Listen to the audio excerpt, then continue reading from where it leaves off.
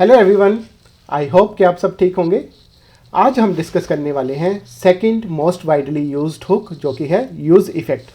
तो सबसे पहले हम समझेंगे कि ये हुक एग्जिस्ट क्यों करता है एंड इसको कैसे यूज़ करना है। फिर हम आगे बढ़ेंगे बेस्ट प्रैक्टिसेस की तरफ, dos and don'ts of use effect, and lastly हम डिस्कस करेंगे थोड़ा सा लाइफ साइकिल इवेंट्स के बारे में।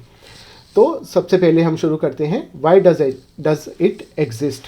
तो इसके लिए हमें एक टाइमलाइन में थोड़ा पीछे चलते हैं। तो सबसे पहले हमारे पास क्लास कंपोनेंट्स थे। तो जब क्लास कंपोनेंट लोड होते थे तो उसमें हमारे पास लाइफ साइकिल इवेंट्स होते थे, जिसमें कि सबसे पहले होता था कंपोनेंट डिड माउंट।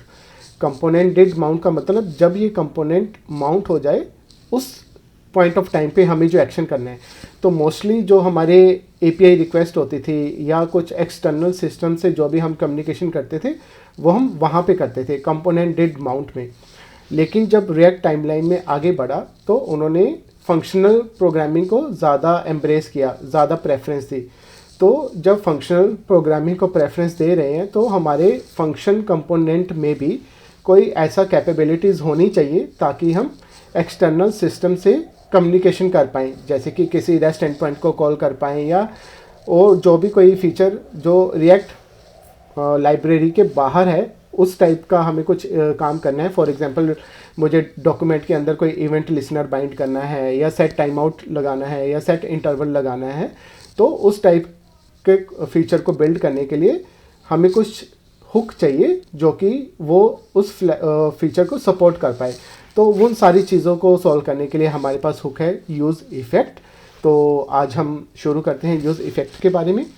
तो यूज़ इफ़ेक्ट का सिंटेक्स क्या रहता है? सिमिलरली रिएक्ट नेम स्पेस के अंदर नाम है यूज़ इफ़ेक्ट, राइट।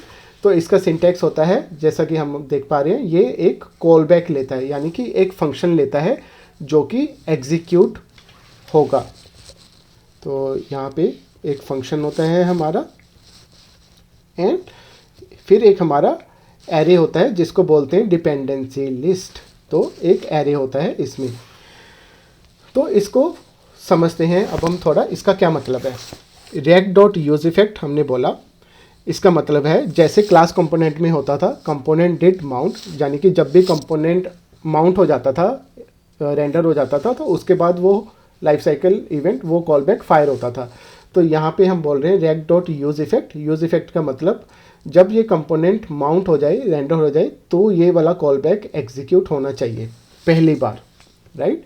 तो पहली बार ये कॉल बैक एग्जीक्यूट होगा और उसके बाद इसकी ये डिपेंडेंसी जो लिस्ट है, जब भी इसमें से कोई भी पैरामीटर चेंज होगा तो इस कॉल बैक को फिर से एग्जीक्यूट कर दो, राइट। तो ये दो चीज़ें सोल्व कर रहा है, like execute first time after render, then on each dependency change, right? तो ये इसका मोटा मोटा सिंटेक्स है कि react dot use effect, react name space के अंदर से यूज इफेक्ट हमने हुक को कॉल किया। उसके दो पैरामीटर हैं, फर्स्ट में हमें फंक्शन देना है जो कि एग्जीक्यूट होना चाहिए एंड सेकंड में हमें डिपेंडेंसी लिस्ट देनी है। अगर हम इसको कंपेयर करें सेट टाइम आउट के साथ तो सिमिलर ही सिंटेक्स है मोस्टली। तो function, first parameter is function जो हमें एग्जीक्यूट करना है, right, and second is the कितने टाइम के बाद करना है फंक्शन, सॉरी यहाँ पे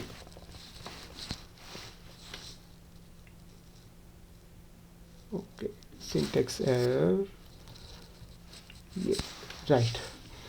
जैसे यहाँ पे सेट टाइम आउट है वैसे हमारे पास यहाँ पे रिएक्ट डॉट यूज इफेक्ट है। फिर जैसे दोनों में हमने फंक्शन दिया तो इसमें भी फंक्शन दिया, और इसमें टाइम होता है सेकंड पैरामीटर कि कितने टाइम के बाद एग्जीक्यूट करना है, और इसमें हमारा डिपेंडेंसी एरे होता है कि जो डिपेंडेंसीज इसमें से कुछ भी चेंज होगा तब ये फंक्शन मेरा दोबारा चलना चाहिए।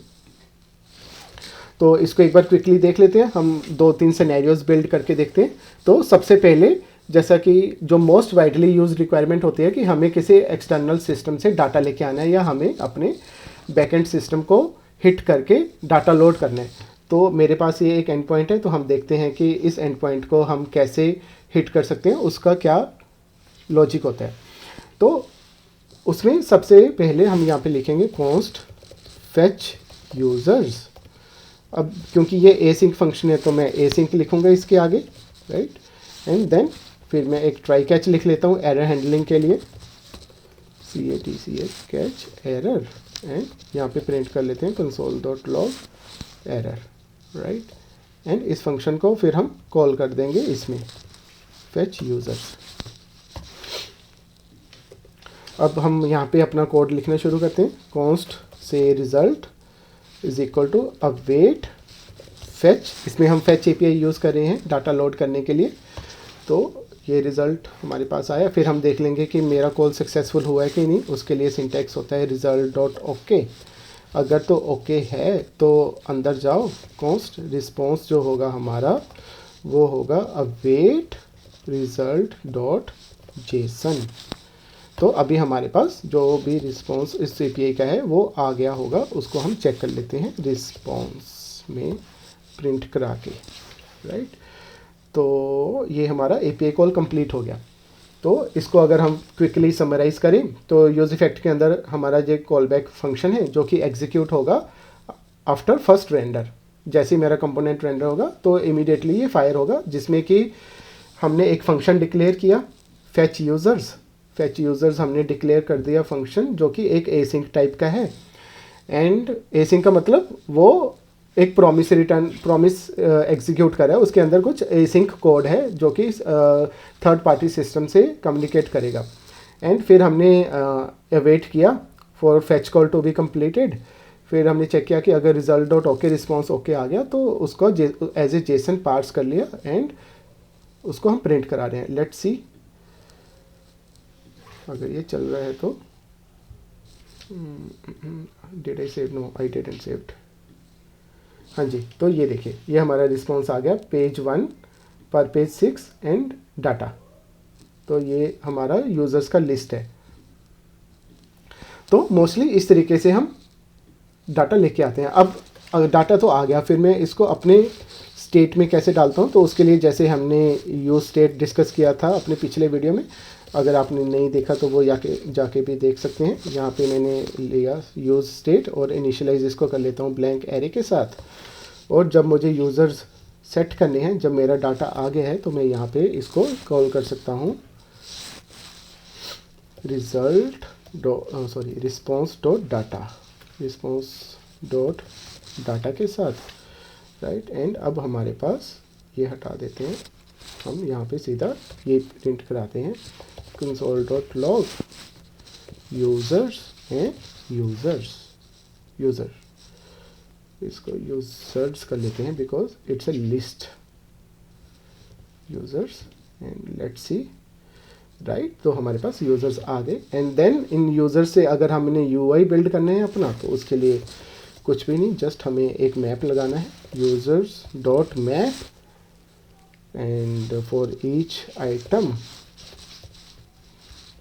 हम रिटर्न कर देंगे एक JSX एलिमेंट। तो इसके लिए होगा हमारा item dot first name and item dot last name. Check कर लेते हैं, यही प्रॉपर्टीज़ हैं।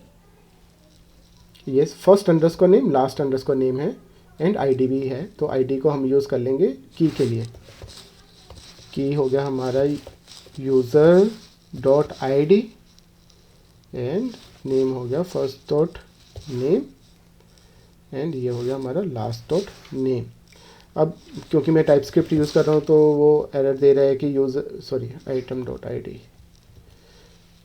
भी इसकी ज़रूरत नहीं पड़ेगी तो हटा देता हूँ। एंड इसको हम देख लेते हैं कि क्या हमारा UI बिल्ड हो रहा है। को ये देखिए हमारा UI बिल्ड हो गया, हमने सारे यूज़र्स का नेम प्रिंट करा दिया।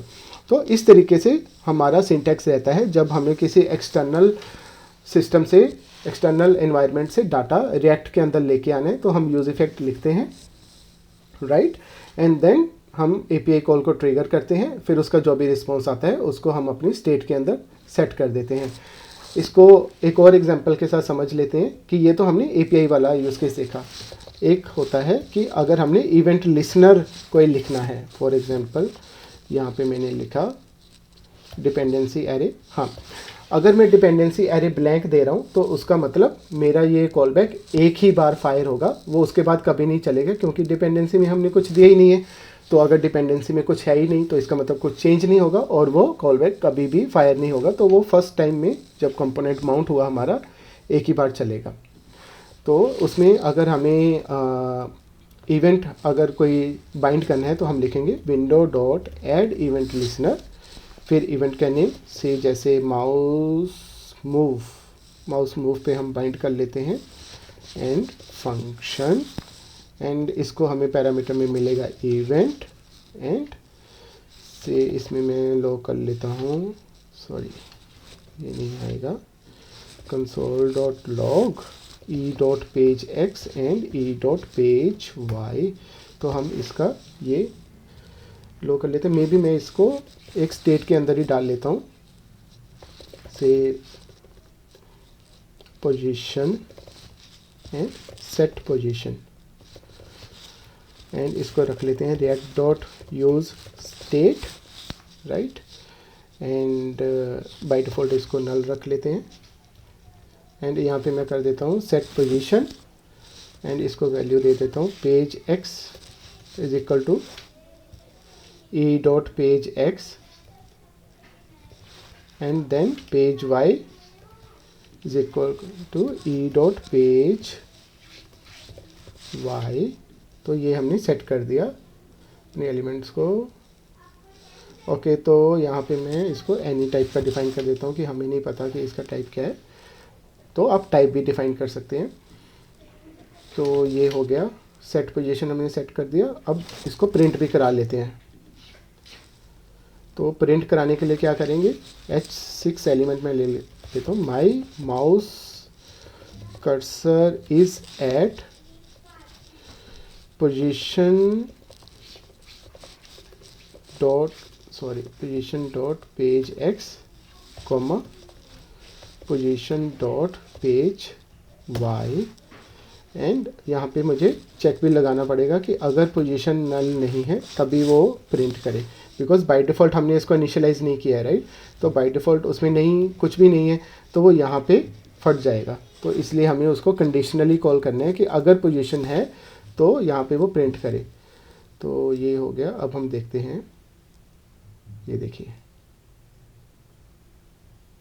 मैं जैसे ही माउस मूव कर रहा हूँ तो मेरे वो नंबर्स भी अपडेट हो रहे हैं कि मेरा कर्सर इस पोजीशन पे है।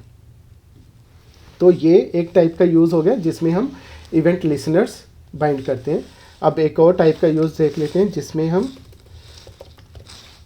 सेट टाइम आउट या सेट इंटरवल लगाते हैं। तो उसमें हमें क्या करना होगा, फिर एक यूज इफेक्ट लिखते हैं with empty dependency, right, and फिर मैं यहाँ पे लिखता हूँ const interval is equal to set interval, right, and यहाँ पे मेरा आएगा फंक्शन जो कि चलना चाहिए आफ्टर ईच सेकेंड, जो कि हर सेकेंड चलना चाहिए।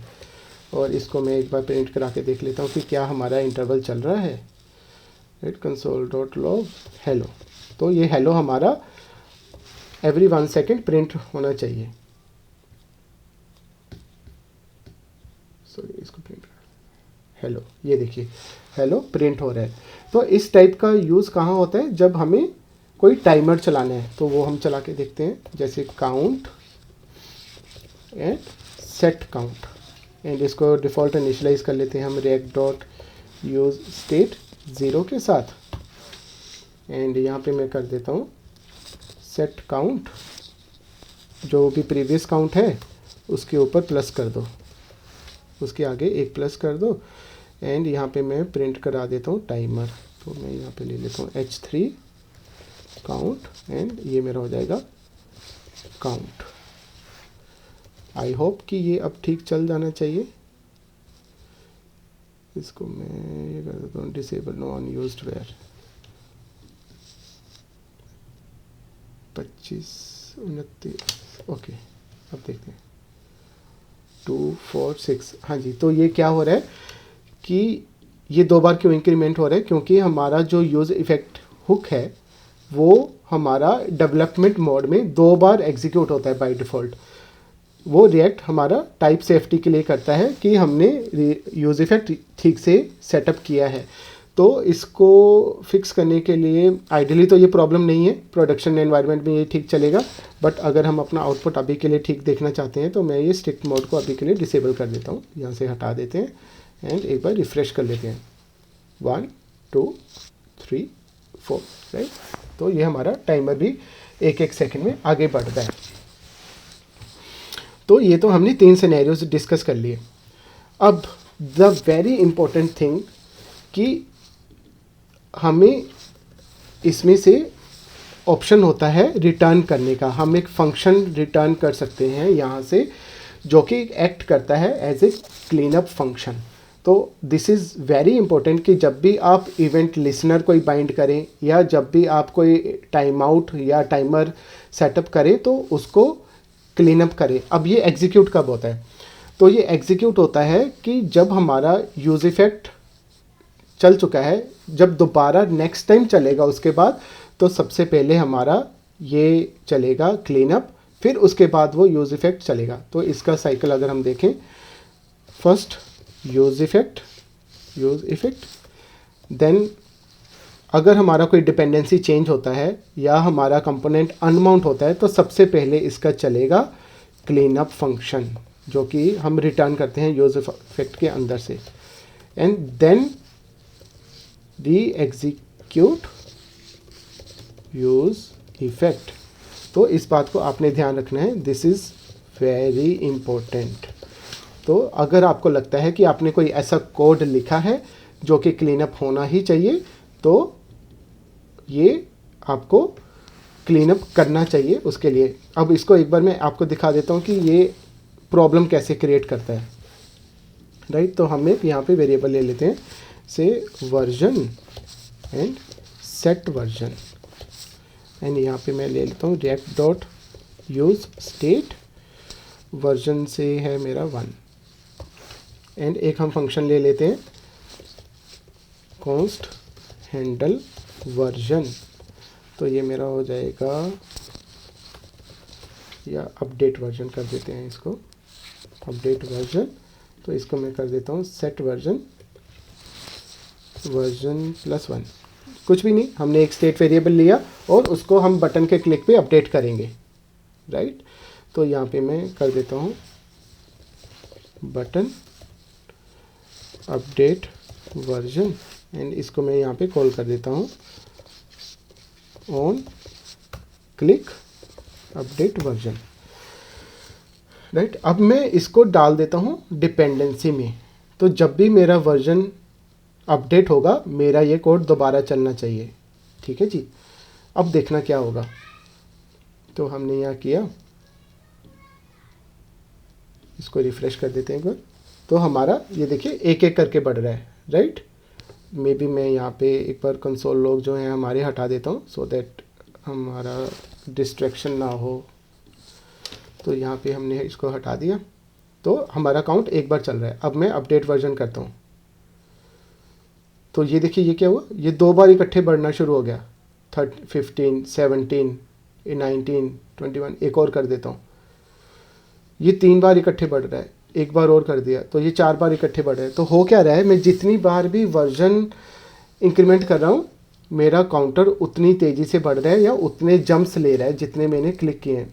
वो हो क्या रहा है एक्चुअली समझते हैं कि जब मैंने वर्जन को एज ए डिपेंडेंसी डाल दिया, उसका मतलब जो ऐसे कि हमने पहले डिस्कस किया, जब भी ये चेंज होगा तो ये उसका कॉल बैक दोबारा एग्जीक्यूट होगा ही होगा। जब दोबारा एग्जीक्यूट होगा तो हम क्या कर रहे हैं कि हम फिर से इंटरवल सेट कर दे रहे हैं। तो यानी कि पहले जो इंटरवल बना था उसके ऊपर एक और इंटरवल सेट हो गया, फिर उसके ऊपर एक और इंटरवल सेट हो गया, फिर उसके ऊपर एक और इंटरवल सेट हो गया। तो हमने 4 इंटरवल सेट कर दिए और वो चारों एक साथ जब भी एग्जीक्यूट हो रहे हैं 1 सेकंड बाद काउंट को इंक्रीमेंट कर रहे हैं। तो दैट इज़ द प्रॉब्लम है। तो हमें यहाँ पे क्लीन अप फंक्शन लिखना पड़ेगा कि जब भी मेरा वर्जन इंक्रीमेंट हो रहा है या जब भी मेरी डिपेंडेंसी चेंज हो रही है तो जो पुराना इंटरवल है उसको क्लियर कर दो। वो मुझे तब नहीं चाहिए, क्योंकि जब डिपेंडेंसी चेंज हो रही है तो मेरा कॉल बैक तो एग्जीक्यूट होगा ही होगा, राइट। तो जब भी ये डिपेंडेंसी चेंज होगी सबसे पहले मैं पुराने इंटरवल को क्लियर करूँगा, फिर मेरा नया इंटरवल सेटअप हो जाएगा जिसमें कि मेरा काउंटर फिर से इंक्रीमेंट होना शुरू हो जाएगा। अब इसको हम चेक कर लेते हैं कि मेरा कोड ठीक चल रहा है या नहीं। हमने क्या किया, वर्जन एक साथ बढ़ रहा है। अब मैं अपडेट करता हूँ, देखो इट डजेंट मैटर मैं क्या कर रहा हूँ, जितनी बार भी मैं अपडेट कर रहा हूँ मेरा एक बार ही वो काउंटर चल रहा है। तो इस रीज़न के लिए ये काफ़ी इम्पोर्टेंट हो जाता है कि आप क्लीन अप फंक्शन भी लिखें अगर आपको लगता है कि आपने कुछ ऐसा कोड लिखा है जो कि क्लीन अप होना चाहिए।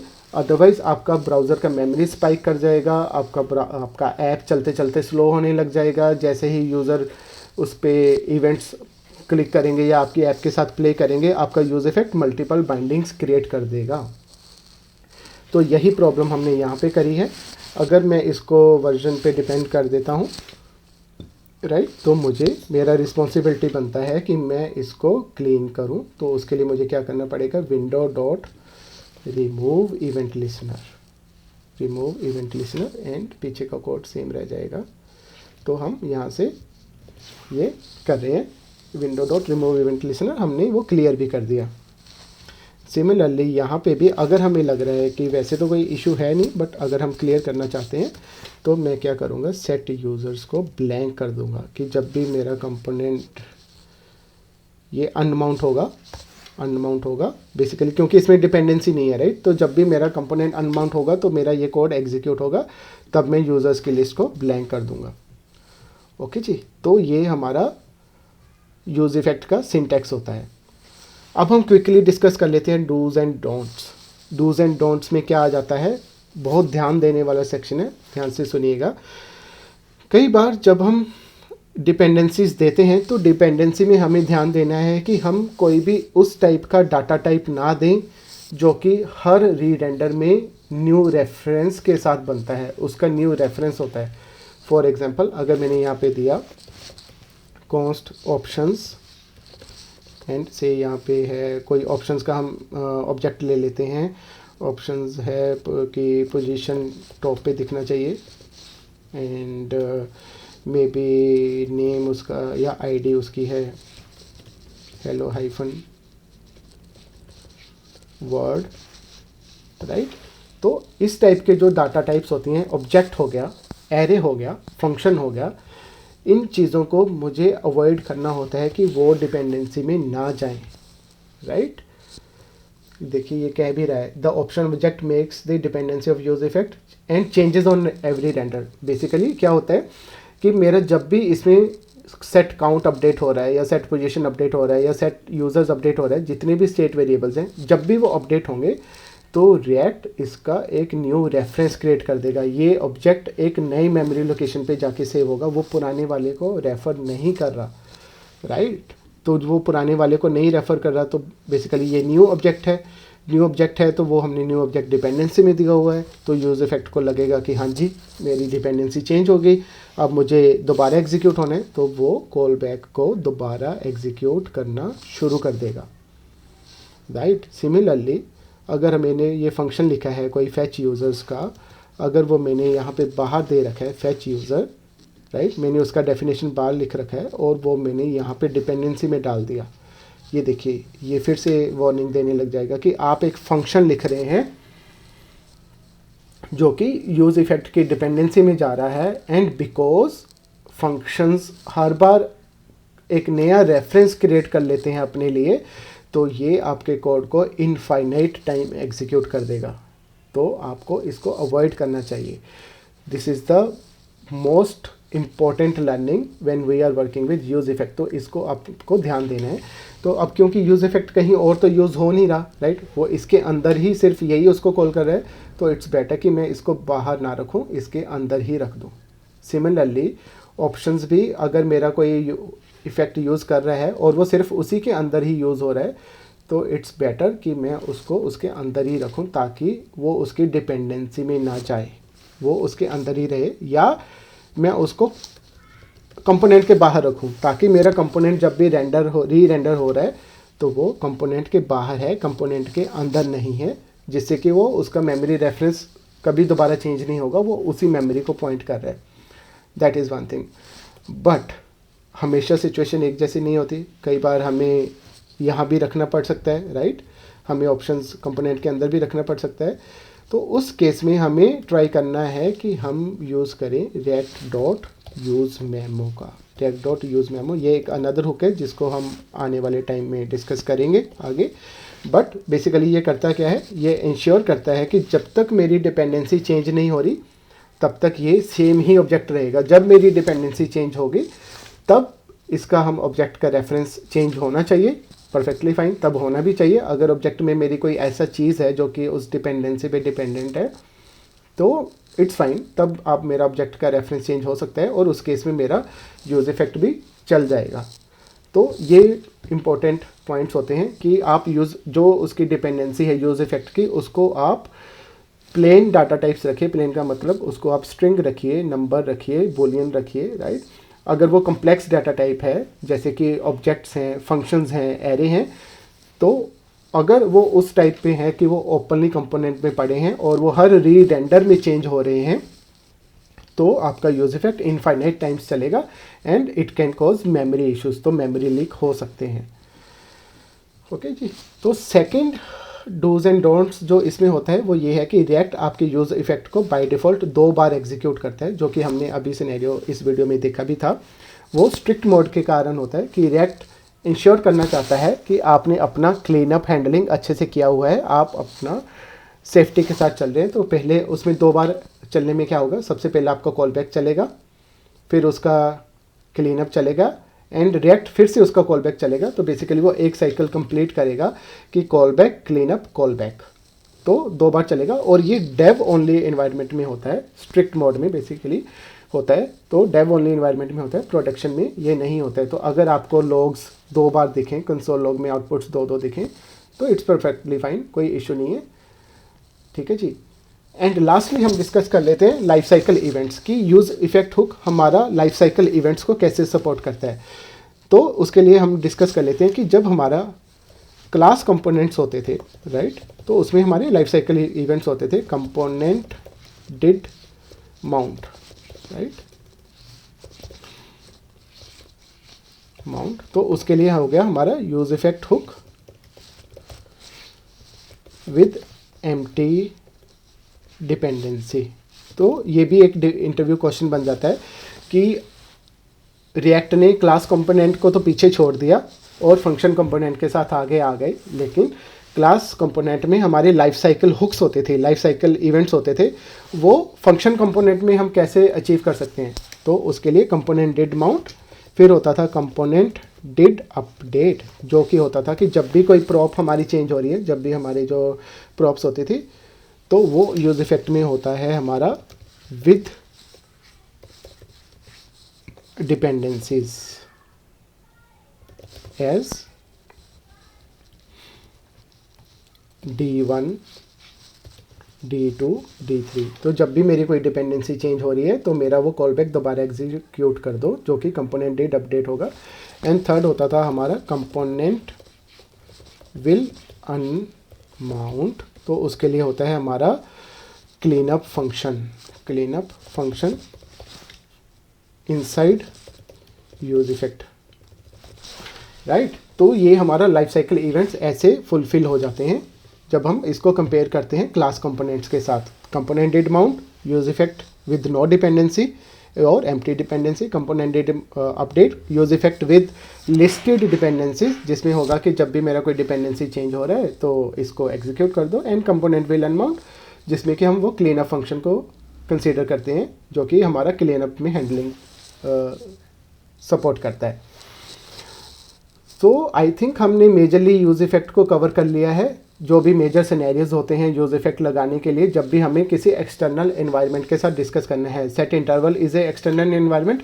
एक्सटर्नल एनवायरनमेंट का मतलब जो कि रिएक्ट इकोसिस्टम के बाहर का काम है, जो कि हम एक एक्सटर्नल बिजनेस लॉजिक लिख रहे हैं और वो हमारे रिएक्ट की स्टेट को अपडेट कर रहा है, वो हमारी रिएक्ट के स्टेट को अपडेट कर रहा है। तो वो हम इस तरीके से अचीव करते हैं। सेट इंटरवल हो गया, ऐड इवेंट लिसनर हो गया, या एंड कोई से एक्सटर्नल एपीआई को कॉल करना हो गया, तो इसके लिए हम यूज़ इफेक्ट का यूज़ कर सकते हैं।